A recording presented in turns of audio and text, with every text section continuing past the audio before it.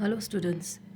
In our previous class, we have studied about Ashoka, about Mauryan Empire, Chandragupta Maurya. Today, we are going to study about Ashoka, Dhamma, and about the Mauryan administration. Ashoka's Dhamma, meaning Dhamma is a Prakritic word for the Sanskrit term Dharma. Dhamma means Dharma. It means religious duty. It emphasizes on non-violence, charity, mercy, truth, tolerance, and purity. It did not involve worship of a god or performance of a sacrifice. Dharma means religious duty कि हमें हमारे religious duty क्या होती हैं जो किस पर emphasise करती हैं, किस पर केंद्र करती हैं, केंद्र होती हैं नॉन वायलेंस, हिंसा नहीं करना, चैरिटी, दान दक्षिणा देना, मर्सी, हर किसी पर दया दिखाना, ट्रुथ, सच बोलना, टॉलरेंस, सहनशीलता, एंड प्योरिटी दैट मीन्स स्वच्छ दिल रखना. It did not involve worship of God or performance or of a sacrifice. Ashoka felt that, like a father, the king has also a duty to instruct his subjects. कि अशोका का मानना था कि जिस तरह पिता अपनी ड्यूटीज़ निभाता है बच्चों को पालने पोषने में, उसी तरह से एक राजा की भी ड्यूटी होती है अपनी प्रजा की रक्षा करने के लिए. His ideas of Dhamma was based on human values and a code of conduct inspired by the noble teaching of Buddha. Objectives. There were many problems in the empire that Ashoka wanted to solve by introducing Dhamma. First one is, people in the empire followed different religions. This sometimes led to conflicts. Ashoka धर्म को क्यों introduce करना चाहता था लोगों के अंदर? क्योंकि वो बहुत सारी प्रॉब्लम्स उस जो सोसाइटी के अंदर थी उनको सॉल्व करना चाहता था. जैसे कि अलग अलग लोग अलग अलग रिलीजन्स को फॉलो करते थे, जिसकी वजह से कई बार समाज में मतभेद उत्पन्न हो जाते थे. A large number of animals were sacrificed in the Vedic Vedic rituals.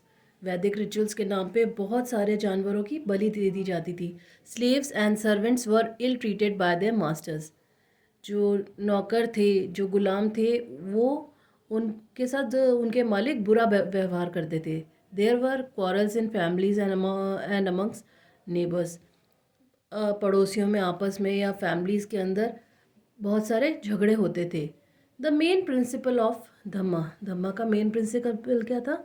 The main principle of Dhamma were as follows. Every one should follow ahimsa, that is non violence to all living beings. No animal should be slaughtered for sacrifice. First rule क्या था? कि हर इंसान को अहिंसा का पालन करना चाहिए.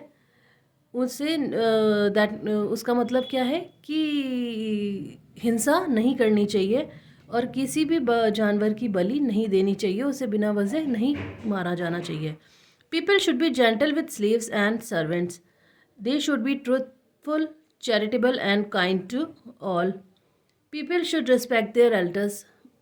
लोगों को अपने बड़ों की का सम्मान करना चाहिए. People should treat all creatures with compassion. People should give to the Brahmans and monks. लोगों को चाहिए कि ब्राह्मण्स को, जो साधु संत हैं, उनको दान दक्षिणा दें. Each one should respect other religion. हर इंसान एक दूसरे के रिलीजन का सम्मान करे. It is both wrong to praise one's own religion and criticise other. क्योंकि ये बहुत गलत है कि हम अपने रिलीजन की तो तारीफ़ करें और दूसरे की रिलीजन को क्रिटिसाइज़ करें, उसकी बुराई करें. One should try to understand the main ideas of another religions and respect it. और उनका मानना था कि सिर्फ अपने ही नहीं बल्कि दूसरे रिलीजन के भी अंदर जो अच्छाइयाँ हैं उन्हें हमें सम्मान देना चाहिए, उसकी कद्र करनी चाहिए. People should live in peace and harmony. People perform a varieties of rituals and ceremonies on occasions of birth, child or wedding, but all these ceremonies are worthless.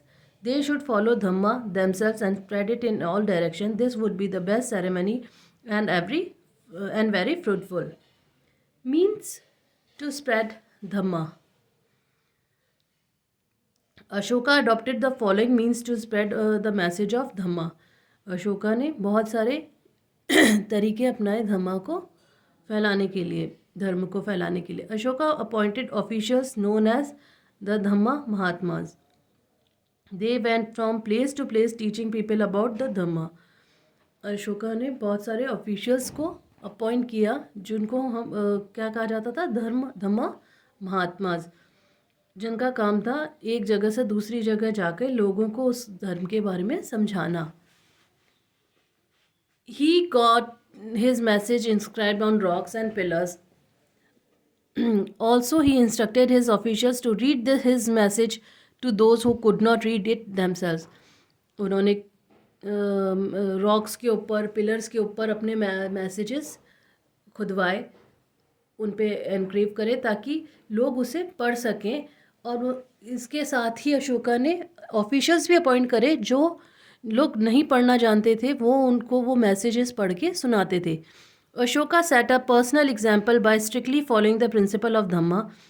Through this he inspired others to do the same.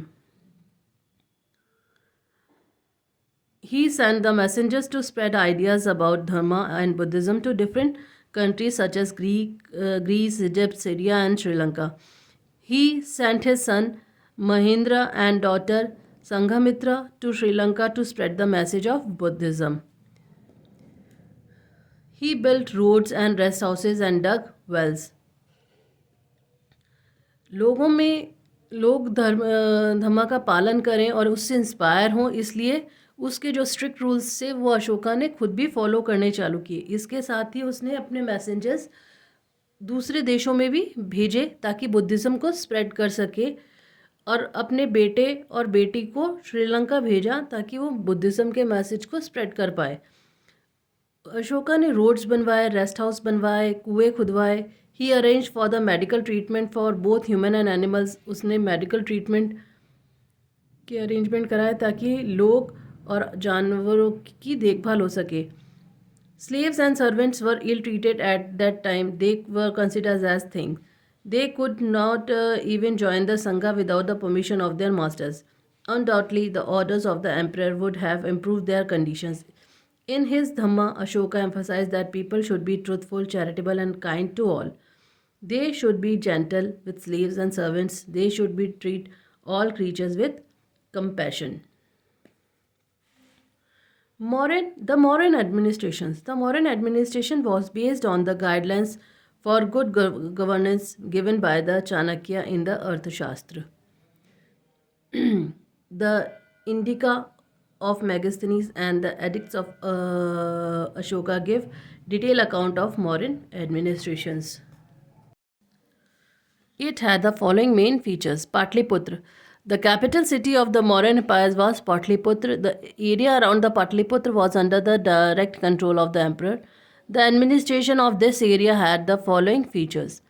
The king appointed officials to collect taxes from farmers, herders, craftspersons, and traders.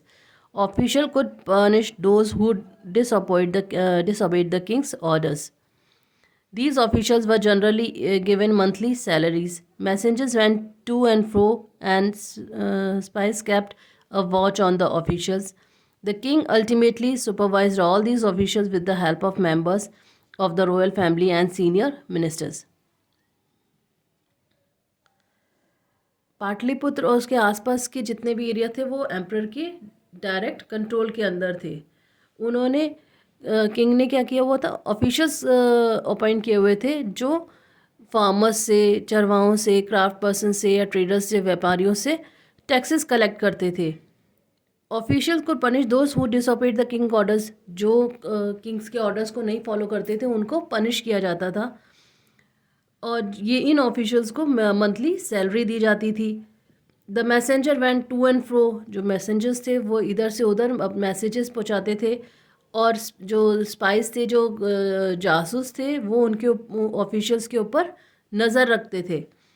The king ultimately supervise all these official with the help of members of the royal family. और king in officials के ऊपर कैसे नज़र रखते थे, अपने जो royal family के जो उनके मेंबर्स थे, जो सीनियर मिनिस्टर्स थे, उनके through. Other provinces. The vast Mauryan Empire was divided into provinces Apart from Patliputra, each of these was ruled from the provincial capital. There was some amount of control from the Patliputra. The royal princes were often sent as governors. Local custom and rules were as followed. Other area. There were some areas where Mauryan empires controlled road and rivers that were important for transport. In return, the emperor collected whatever resources were available there as tax and tribute. For example, Northwest was famous for its blankets, and South India for its gold and precious stones. So the resources were collected as tribute.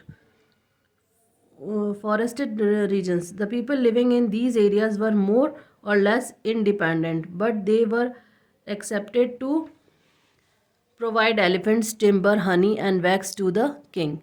Life of the people in the Mauryan period. The people lived in the villages, towns, and forests. They spoke different languages, had different food habits, and wore different kinds of clothes. Villages. Most of the people were farmers who lived in the villages. Herders also lived in the villages. Town and cities. There were various towns and cities in the Mauryan Empire. Most important of them were capital city of Patliputra, Takshila, and Ujjain. Patliputra was a large and beautiful capital city. Takshila was a gate to the northwest, including Central Asia. Ujjain lay on the route from north to south of India. Merchants, officials, and craftspersons mainly lived in these cities. Forests. Hunters and gatherers lived in these area. People gathered forest produce and hunted animals for food.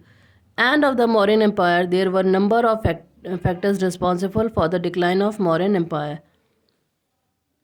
Mauryan empire का पतन क्यों हुआ? क्यों उसके लिए बहुत सारे factors responsible थे. First, Ashoka died in 232 BC. His successors were weak and inefficient. Ashoka 2032 BC में अशोका की डेथ हो गई. उसके बाद जो भी उसके थ्रोन के ऊपर बैठा, जो भी उसके आगे के बैठे, वो वीक थे, कमज़ोर थे और इनएफिशिएंट थे, काबिल नहीं थे. The successor were always fighting among themselves and were disunited. जो भी अशोका की गद्दी पे बैठे वो आपस में ही लड़ते रहते थे और एक इकट्ठे होकर कभी भी उन्होंने कोई भी फैसले नहीं लिए. The empire was so large that it was not easy to control far flung areas. Ashoka का एम्पायर इतना बड़ा था कि दूर दराज के जो इलाके थे उन पर आसानी से कंट्रोल नहीं किया जा सकता था. In the absence of strong central authority, the provincial viceroys declared themselves as independent. Ashoka policy of non-violence and ahimsa made Mauryan army weak and inactive. Ashoka की जो पॉलिसी थी कि नॉन वायलेंस हिंसा नहीं करनी है, अहिंसा का पालन करना है, इसकी वजह से मौर्यन एम्पायर जो आर्मी थी वो कमज़ोर होती गई. Ultimately, in 185 BC, Pushyamitra Sangha, a general of the Mauryan army, killed the last Mauryan ruler, Britrashtra, and established the Sangha dynasty.